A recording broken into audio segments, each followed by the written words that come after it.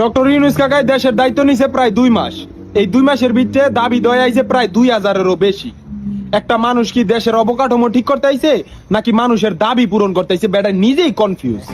চোর পুলিশ ডাকাত বাবু, হিন্দু মুসলিম, পাহাড়ি আনারি, আমলা কামলা, রিস্কাওয়ালা থেকে শুরু করে কাজের বুয়া রাস্তায় নামছে। শুধু বাকি রইছে হিজলার তৃতীয় লিঙ্গ।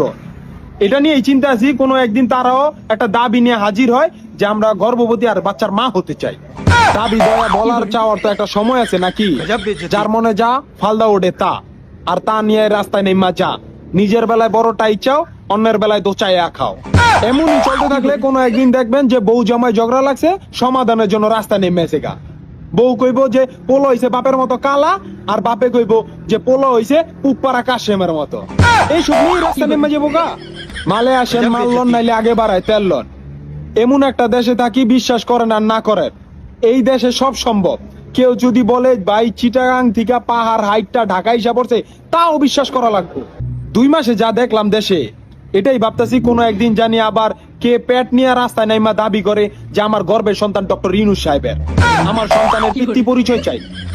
এইটা ছাড়া দেশের আর দেখার মতন বাকি কিছুই নাই। নিজের রাস্তা নিজে মাপেন। আমি এখন যাই। আল্লাহ হাফেজ।